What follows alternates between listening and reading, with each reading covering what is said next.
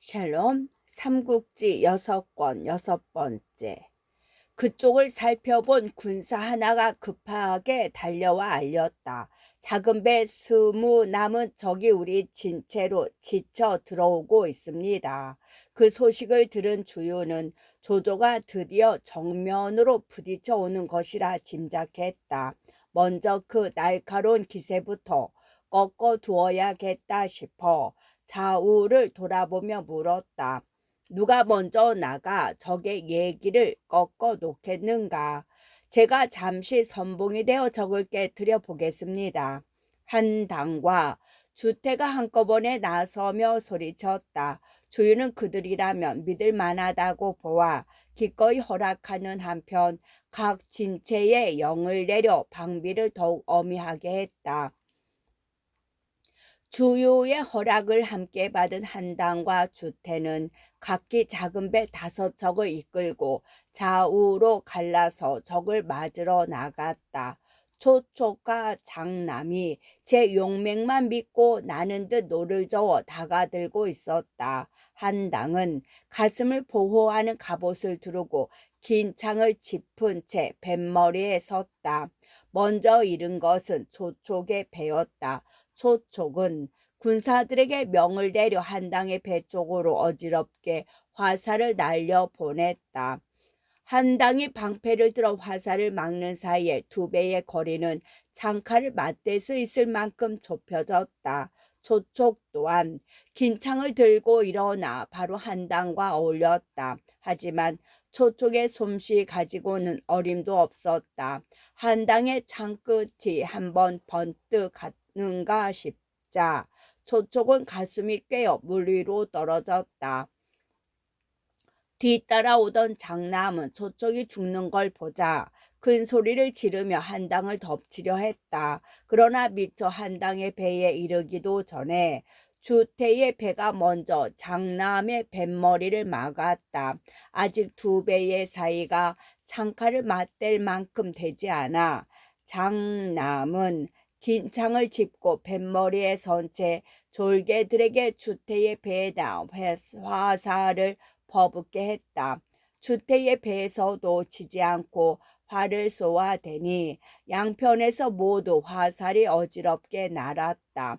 그럭저럭 주태와 장남의 배 사이가 7, 8자 정도로 가까워졌을 때였다. 한 손에는 방패를 들고 한 손에는 칼을 든 주태가 훌쩍 몸을 날렸다. 그리고 장남의 배에 뛰어내리자마자 한 칼에 장남을 베어버렸다. 이미 대장인 장남이 죽은 마당에 그 배 안에 달리 주태를 당해낼 사람이 있을 리 없었다. 주태는 양떼 틈에 뛰어든 호랑이처럼 그 배에 타고 있는 조조의 군사들을 닥치는 대로 쳐 죽였다. 초촉과 장남의 배를 뺀 나머지 배들은 그 광경에 놀라 급히 뱃머리를 돌리고 달아나기 시작했다. 한당과 주태가 노젓는 군사들을 재촉해 급하게 그들을 뒤쫓았다. 강을 반쯤 건넜을 무렵 조조편에서 문빙이 쫓겨오는 자기 편 배를 구하러 왔다. 초촉 장남이 거느리고 갔다 쫓겨오는 배가 여남은 적에 문빙이 새로 거느리고 온 배가 또 30척이라 배나 사람의 머리수는 조조군이 자기 편의 5배에 가까웠지만 주태와 한당은 조금도 겁을 먹지 않았다. 곧 강폭판에서는 다시 한바탕 어지러운 싸움이 벌어졌다. 그때 조유는 여러 장수들과 더불어 가까운 산 위에서 조조군의 진용을 살피고 있었다. 크고 작은 싸움배가 강물 위에 알맞은 거리로 늘어서 있는데 기치며 군호가 제법 격식을 갖추고 있었다. 한참을 살핀 조유는 이어 한가운데로 눈길을 돌렸다. 주태와 한당이 조조의 장수인 문빙과 싸우는 것이 보였다. 군사나 배의 수요로는 문빙이 훨씬 많았으나 한당과 주태가 워낙 힘을 다해 덤비니 싸움은 곧 한편으로 기울어졌다. 마침내 당해내지 못한 문빙이 뱃머리를 돌려 달아나기 시작했다. 주태와 한당은 또 그런 문빙을 뒤쫓으려 했다. 그러나 주유는 그들이 너무 적진 깊이 들어갔다가 낭패를 볼까 걱정이 되었다. 곧 북과 징을 크게 울리며 흰기를 휘둘러 주태와 한당을 불러들였다. 두 사람이 군호를 알아듣고 돌아오는 걸 보자 마음이 놓인 주유는 다시 조조의 수채로 눈길을 돌렸다. 강을 사이에 두고 이쪽 산 위에서 보는 것이지만 그 법도를 느낄 수는 있었다. 한참을 자세히 살핀 주유가 문득 둘러선 장수들을 보고 묻는다기보다는 탄식에 가깝게 말했다. 강북의 싸움배는 갈대처럼 빽빽이 늘어섰고 또 그들을 거느리는 조조는 지묘가 높기로 이름난 사람이다. 무슨 계책을 써야 적을 깨뜨릴 수 있겠는가. 그런데 미처 대답이 있기도 전에 문득 조조의 수체 가운데 우뚝 솟아 있던 누런 깃발이 거센 바람에 부러져 내리는 게 보였다. 그걸 보자 이제까지 그를 사로잡고 있던 걱정이 깨끗이 씻겨진 듯 주유가 크게 웃으며 말했다. 저것은 반드시 조조에게 상스럽지 못한 징조이다. 그렇다면 곧 우리에게 이롭다는 뜻이 아닌가. 그러고는 다시 조조의 수체를 살피고 있는데 갑자기 미친 듯한 바람과 함께 강물에 크게 파도가 일어 강 언덕을 후려쳤다. 뿐만 아니었다. 한바탕 불어젖힌 그 바람은 주유 앞에 세워둔 대장기를 꺾고 주유의 뺨을 세차게 후리며 땅에 떨어지게 만들었다. 주인은 그 아픔 못지않게 바람의 방향을 보고 문득 떠올린 어떤 일에 상심하여 한마디 큰 외침과 함께 입으로 시뻘건 피를 토해내며 뒤로 쓰러졌다. 여럿이 달려들어 주인을 일으켜 세웠으나 그는 이미 혼절해 있었다.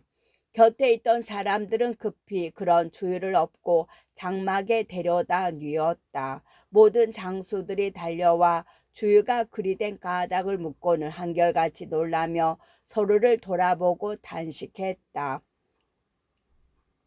강북의 100만 대군의 호랑이가 옮기려 하고 고래가 삼키려 하듯 우리 강남을 노리고 있는데 뜻밖에도 도둑께서 이 지경이 되셨으니 실로 큰일이다. 만일 조조가 이때를 틈타 일시에 들이닥치면 어쩌겠는가. 그들 중에서도 가장 걱정이 많은 사람은 노숙이었다. 그는 주유가 갑자기 병들어 눕자 걱정하다 못해 공명을 찾아보고 어찌하면 좋을까를 의논했다. 그러나 듣고 있던 공명은 별로 걱정하는 기색이 없었다. 그저 담담한 얼굴로 노숙의 말을 다 듣고 난 뒤에 불쑥 물었다. 공은 무엇 때문에 그리 되었다고 생각하오? 조조에게는 복이고 강남에는 화가 되는 일이겠지요. 공명의 말뜻을 얼른 알아듣지 못한 노숙이 탄식 섞고 대답했다. 그러자 공명이 빙긋 웃으며 말했다. 그게 아니라 공군이 갑자기 병을 얻게 된 까닭을 물은 것이요. 어쨌든 나는 그의 병을 낫게 할 수가 있어. 그래도 노숙은 공명의 잠뜻을 알아차리지 못하고 그가 주유를 치료할 수 있다는 것만 반가워했다. 그럴 수만 있다면 나라를 위해 그보다 더한 다행이 어디 있겠소. 그 말과 함께 다른 것을 더 물어보려고도 하지 않고 어서 가서 주유의 병을 보아 주기만을 재촉했다. 공명도 구태여 자기 참뜻을 밝히려 하지 않고 노숙을 따라 나섰다. 주유의 장막에 이른 노숙은 공명을 잠시 밖에 기다리게 하고 혼자 먼저 들어갔다. 주유는 닥친 머리를 싸맨 채 누워 있었다. 병세가 좀 어떠하십니까? 가슴과 배가 뒤틀리듯 아프고 때로 정신을 잃게 되는 것이 처음과 별 차도가 없소. 노숙의 물음에 주유가 괴로운 듯 대답했다. 예사병이 아니라 여겨 노숙이 더욱 걱정스러운 얼굴로 물었다. 무슨 약을 들어보셨습니까? 토악질이 심해 도대체 약을 마실 수가 없어. 그 같은 주유의 말을 듣고서야 노숙은 공명을 데려온 것을 알렸다. 마침 공명을 보러 갔더니 공명이 말하기를 자기가 도둑의 병을 낫게 할 수 있다고 했습니다. 지금 장막밖에 와 있는데 불러들여 한번 치료해 보게 하는 게 어떻습니까? 주유가 굳이 마다할 까닭이 없었다. 오히려 은근히 기대하는 눈치로 공명을 불러들이게 했다. 그리고 자신은 좌우의 부축을 받아 일어나 좌상 위에 앉았다. 공명에게 약한 꼴을 보이기 싫어서였다. 며칠 도둑을 뱉지 못한 사이에 이렇게 편찮으시게 될 줄은 몰랐습니다. 공명이 장막 안으로 들어서며 그렇게 위로의 말을 했다. 주유가 애써 괴로움을 감추며 그 말을 받았다. 사람의 화와 복은 아침 저녁으로 달라지는 법인데 나라고 어찌 늘 병 없이 지낼 수 있겠소이까. 그러자 공명은 빙긋 웃으며 한마디 했다. 하늘도 헤아릴 수 없는 풍운이 있는 법입니다. 사람이 어찌 모두 알 수 있겠습니까? 얼른 들으면 주유의 말에 그냥 대구를 맞춘 것 같지만 그 같은 공명의 반문 속에는 감추어진 뜻이 있었다. 주유가 그걸 알아듣고 낯빛이 변하며 괴로운 신음소리를 냈다. 공명이 무언가를 알고 있는 것 같다는 데서 온 놀라움 때문이었다. 그런데도 공명은 얼른 그걸 털어놓지 않고 빙 둘러 얘기를 했다. 도둑께서는 가슴속에 무엇이 쌓인 듯 답답함을 느끼시지 않습니까? 그렇소이다. 반드시 시원하게 해줄 약으로 가슴속의 응어리를 풀어야 합니다. 이미 약을 써보았지만 아무런 효험을 보지 못했소이다. 그러면서 주유는 가만히 공명을 살폈다. 공명은 그래도 여느 병자 대하는 것 같은 소리만 했다. 먼저 기운을 고르게 다스려야 합니다. 기운이 골라지면 숨을 내쉬고 뱉고 하는 사이에 절로 낫게 될 것입니다. 하지만 주유는 공명이 이미 자기의 마음속을 훤히 들여다보고 하는 소리라는 걸 알아듣고 떠보듯 물었다. 기운을 고르려면 어떤 약을 먹어야 하겠소? 제가 한 가지 처방이 있습니다. 도둑께서는 그걸로 우선 기운을 고르게 하십시오. 공명은 그렇게 대답한 뒤 좌우에 있는 사람을 병풍 뒤로 물러나게 하고 종이와 붓을 가져다 가만히 16자를 썼다. 조조를 깨뜨리려면 마땅히 화공을 써야 하리. 모든 걸 갖추어 쓰되 다만 동풍이 없구나. 쓰기를 마친 공명은 그걸 주에게 건네주며 말했다. 이것이 바로 도둑께서 병이 나신 까닭입니다. 주요는 공명이 내준 글을 보고 크게 놀라며 가만히 생각했다. 공명은 참으로 귀신 같은 사람이다. 짐작대로 벌써 내 마음속을 알고 있었구나. 이렇게 된 바에야 모든 걸 털어놓는 수밖에 없다. 원래 주요의 병은 쓰러지는 대장의 머리를 맞아서라기보다는 그때 바람 부는 방향을 보고 느낀 실망 때문이었다. 아무리 화공을 쓰려 해도 서북풍이 불어서는 안 되는데 때는 동지 섣달이니 서북풍밖에는 없었다. 그러나 아무에게도 그걸 말하지 못하고 혼자서만 걱정하다 보니 절로 가슴에 병이 된 것인데 공명은 그걸 멀리 앉아서도 알고 있었다. 선생께서 이미 내 병의 원인을 바로 아셨소. 그래 이제 어떤 약으로 그 병을 다스리시겠소. 일이 위급하니 바라건대 내게 좋은 가르침을 내려주시오.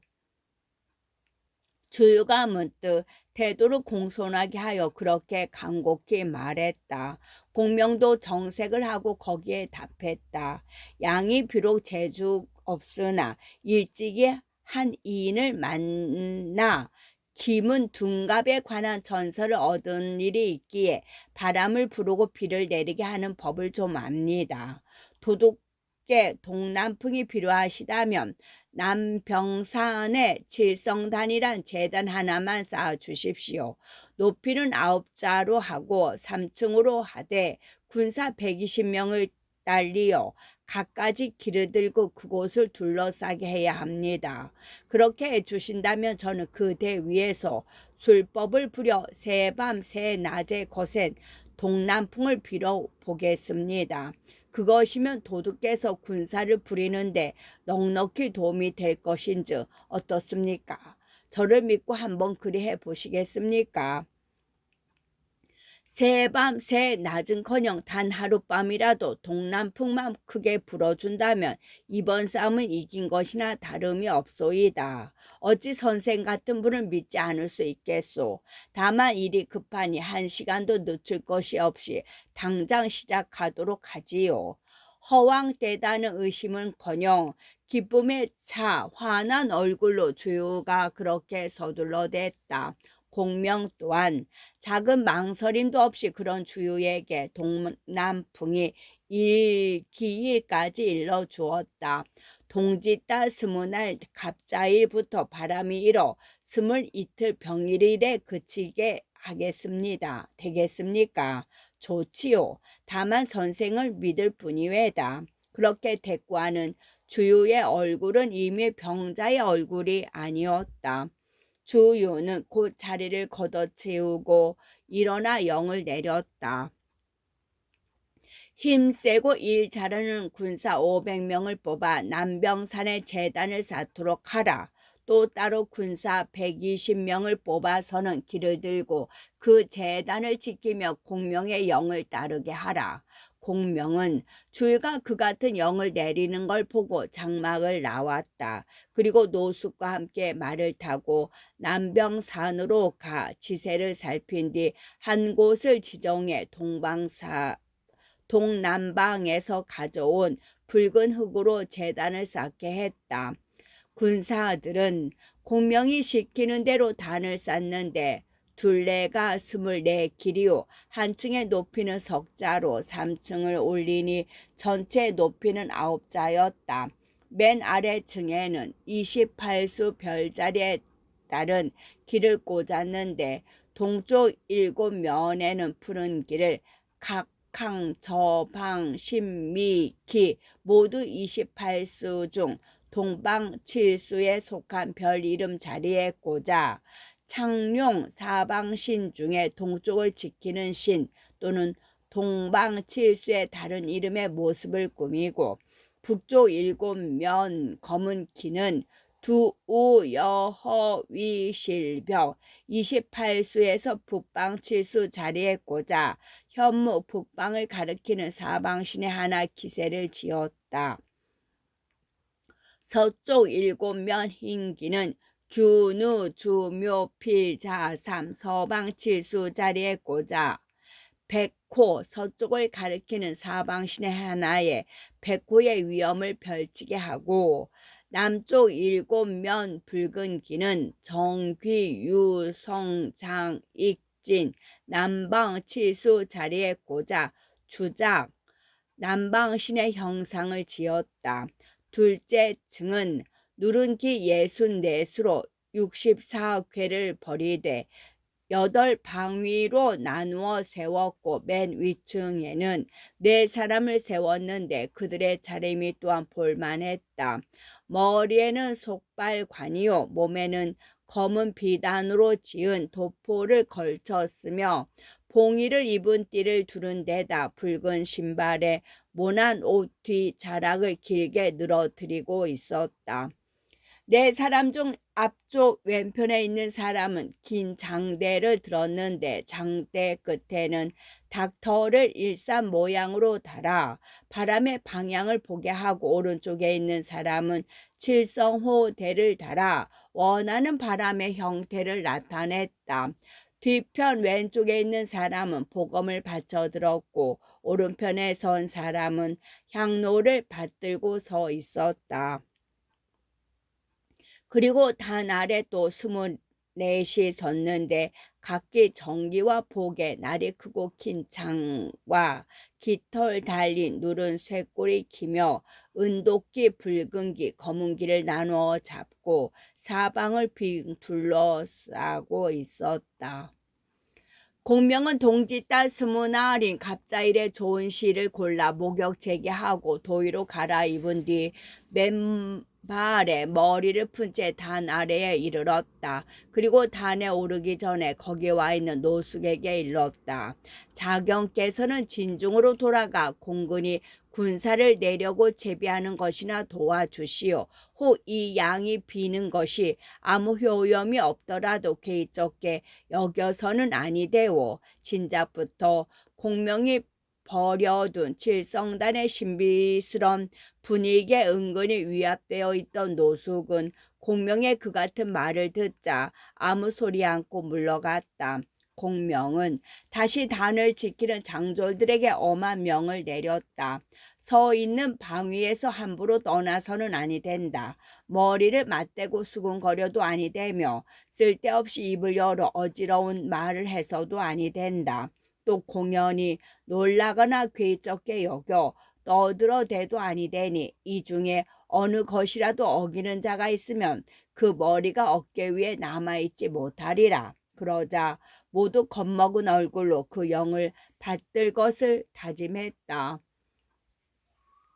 공명은 천천히 단 위로 올라가 다시 한번 방 위에 맞게 사람과 기치가 배치되어 있는지를 살핀 뒤에 향로에 향을 사르고 사발에 물을 부었다. 그리고 하늘을 우러러 보며 무언가 알아듣지 못할 주문을 가만가만 외어댔다. 주문 외기가 끝나자 단을 내려온 공명은 잠시 단 곁에 젖은 장막에 쉬면서 군사들을 교대로 밥을 먹게 했다. 공명은 하루 3번 단에 올라 빌고 내려왔으나 해질녘이 되어도 동남풍이 이는 기미는 없었다.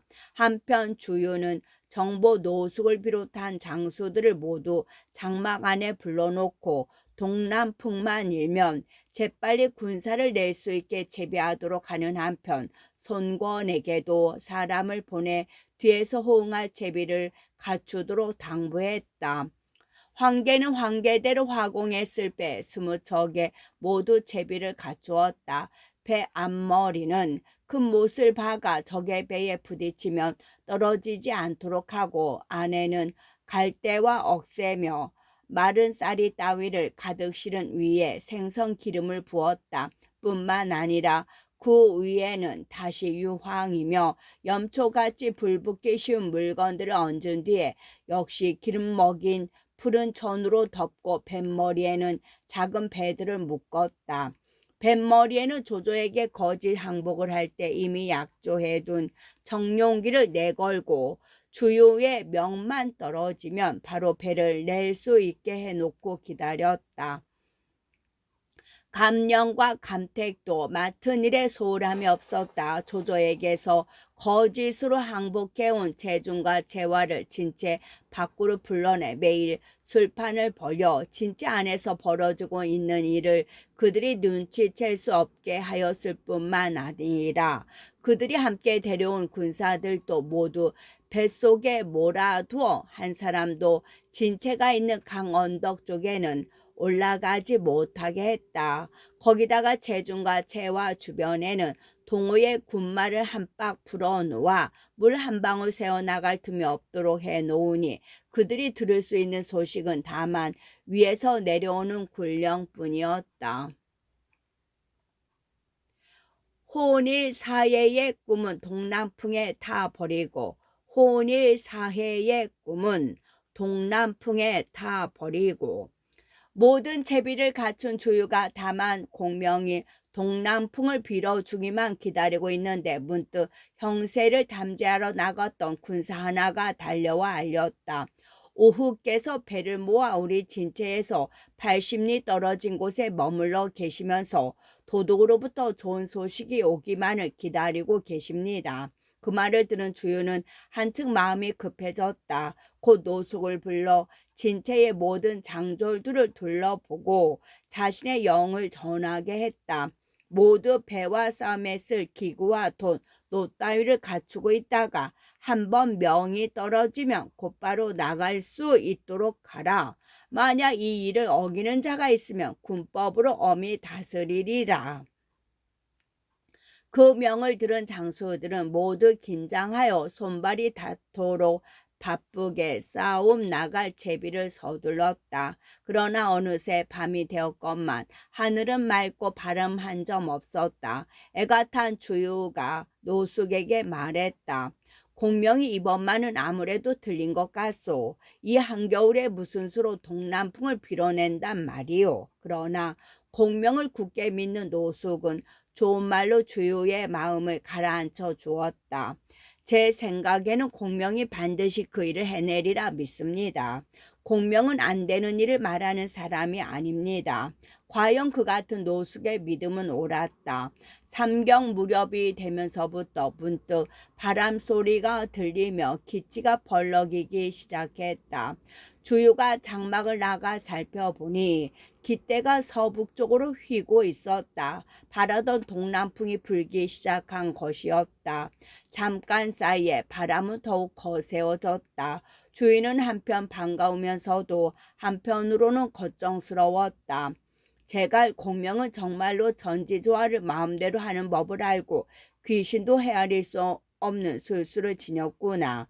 이 사람을 그대로 두었다가는 장차 동호의 큰 화근이 될 것이다. 일찍이 죽여 뒷날의 걱정거리를 없애는 게 나으리라.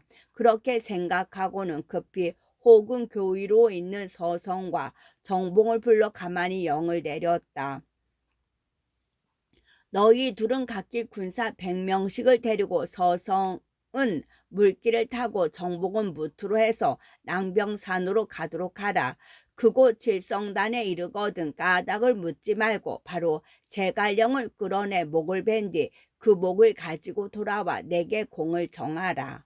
서성과 정봉은 어리둥절했으나 대도둑인 주유의 명이라 지체 없이 따랐다. 서성은 칼과 도끼를 든 100명의 군사를 배에 태우고 물결을 헤쳐 나가고 정봉은 활과 소내를 맨 군사 100명을 말에 태워 남병산으로 치달았다. 가는 도중에도 동남풍은 더욱 거세게 불었다. 먼저 남병산에 이른 것은 정봉이었다. 칠성단 위를 보니 기치를 든 군사들이 바람을 맞으며 서 있는 게 보였다. 정봉은 칼을 빼들고 단 위에 올라가 공명을 찾았으나 공명은 보이지 않았다. 정봉은 황당히 단을 지키는 군사들에게 물었다. 공명은 어디 있느냐? 얼마 전에 단에서 내려가셨습니다. 군사 하나가 본대로 일러 주었다. 정봉이 단을 내려가 급히 공명을 찾고 있는데 서성이 배를 거느리고 그곳에 이르렀다. 둘은 힘을 합쳐 공명을 찾다가 드디어 물가에 이르렀다. 물가를 지키던 졸개 하나가 다시 새로운 소식을 알렸다. 어제 해질녘에 빠른 배 한 척이 앞에 보이는 여울목에 와서 있더니 조금 전 머리를 풀어헤친 공명이 그 배를 탔습니다. 저기 물 위에 보이는 바로 그 배입니다. 서성과 정봉이 보니 과연 달빛 아래 저만큼 작은 배 한 척이 가고 있었다. 이에 서성과 정봉은 각기 물과 무트로 길을 나누어 그 배를 뒤쫓았다. 서성이 도칠한 돛은 다 올리고 또 노젓는 군사를 재촉하여 뒤따르니 오래잖아 그 배와의 거리가 서로 말을 나눌 수 있을 만큼 가까워졌다. 서성이 배전에 서서 큰 소리를 질렀다. 군사께서는 잠깐 멈추십시오. 도둑께서 뱉고자 정하십니다. 그러자 뱃꼬리에 서 있던 공명이 크게 웃으며 대답했다. 도둑께 말씀드려 조조와의 싸움이나 잘하라 이르게 제갈량은 잠시 하고로 돌아갔거니와 뒷날 다시 서로 보게 될 것이네. 잠깐이면 됩니다. 긴히 드릴 말씀이 있습니다. 서성이 다시 말을 꾸며 졸라댔다. 공명이 다르듯 서성의 말을 받았다. 나는 이미 도둑이 나를 용납하지 않고 해치려 들 것을 짐작하고 있었네. 그래서 미리 조자룡에게 배를 가지고 와 나를 실어가게 한 것이니 그대는 쓸데없이 뒤쫓으려 하지 말게. 그러나 서성은 공명이 탄 배에 배뜸 덮개가 없는 걸 보고 그대로 뒤쫓았다. 물질에 익숙한 군사들이 모는 배라 곧 공명의 배를 거의 따라 잡을 만큼 가까워졌다. 그때 조물에서 조은이 활시위에 살을 먹이며 일어서더니 서성에게 꾸짖듯 소리쳤다. 나는 상산의 조자룡이다. 명을 받들고 특히 이렇게 와서 군사를 모셔가는데 네가 어찌하여 뒤쫓느냐. 마음 같으면 너를 한 살에 꿰어 죽여버리고 싶다만 유황숙과 손씨 두 집안의 화평을 깎아저하여 내 솜씨만 보여준다. 그리고는 활시위를 놓으니 화살은 기막히게도 서성의 배뜸을 받쳐주고 있는 밧줄을 맞추어 끊어버렸다. 뜸이 흘러내려 물속으로 떨어지며 서성의 배는 한쪽으로 기우뚱하게 쏠리기 시작했다. 그제야 조우는 자기 배에 있는 군사들에게 영을 내렸다. 돛을 있는 대로 다 올려라. 군사들이 그대로 하니 곧 조운의 배는 돛마다 가득 바람을 안고 나는 듯 나갔다. 조운의 솜씨에 질리기도 했지만 그 배가 워낙 빨라 서성은 뒤쫓을 내야 뒤쫓을 수가 없었다. 강 언덕에서 그 광경을 보고 있던 정봉이 서성을 불러 말했다. 제갈량의 귀신 같은 헤아림과 기묘한 계책은 사람으로는 따를 수가 없소. 거기다가 조은은 10,000명이 함께 덤벼도 당해 낼 수 없는 용맹을 가졌으니 당신도 당양 장판에서의 일을 듣지 않았소. 그대로 돌아가 도둑의 일을 알리는 수밖에 없는 듯하오. 서성도 들어보니 옳은 말이었다. 둘은 곧 주유에게 돌아가 공명이 미리 조자룡을 불러두었다가 함께 학으로 돌아가 버렸다는 걸 알렸다. 주인은 크게 놀라며 단식했다. 그 사람이 이토록 지모가 많으니 내가 낮이나 밤이나 마음이 편안할 수가 없겠구려. 노숙이 그런 주의를 일깨웠다. 당장은 조조를 깨트는 일이 급합니다. 그 사람 일은 먼저 조조를 잡은 뒤에 다시 꾀해 보도록 하지요. 주유도 그 말을 듣자 버뜩 정신이 들었다. 곧 여러 장수를 불러놓고 영을 내렸다. 먼저 영을 받은 것은 감령이었다. 그대는 제중을 비롯하여 조조에게서 항복해온 군사들을 이끌고 남쪽 강 언덕으로 가라. 북군의 깃발과 군호를 써서 오림에 이르면 바로 조조가 군량을 쌓아둔 곳이 있다. 그곳에 섞여 들어가 불을 질러 군호를 삼도록 하라. 재화는 내가 따로 쓸 일이 있으니 장막에 남아있도록 한다. 그 다음은 태사자였다. 그대는 군사 3,000을 이끌고 바로 황주 경계로 달려가 조조와 합비에서 접응해 오는 군사들 사이를 끊어놓아라. 조조의 군사들을 당하기 어렵거든 불을 놓아 신호를 하라. 그때 붉은 길을 앞세운 군사들이 보이거든 바로 오후께서 접응하러 오신 줄 알라. 그러고는 감령과 태사자의 갈 길이 가장 멀다 하여 둘을 먼저 떠나게 했다. 세 번째로 부름을 받은 것은 여몽이었다. 그대는 3,000병마를 이끌고 오림으로 가서 감령의 뒤를 받쳐주도록 하라. 조조의 군량뿐만 아니라 그 진체와 목체까지 태워버려야 한다. 네 번째는 능통이었다. 끝.